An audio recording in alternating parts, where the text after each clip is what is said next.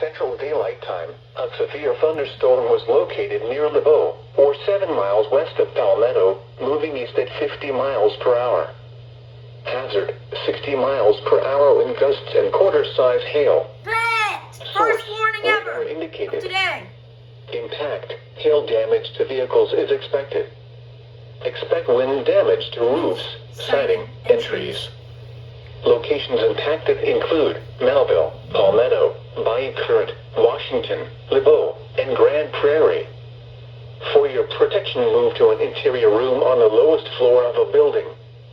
A tornado watch remains in effect until 10 p.m. Central Daylight Time for central Louisiana.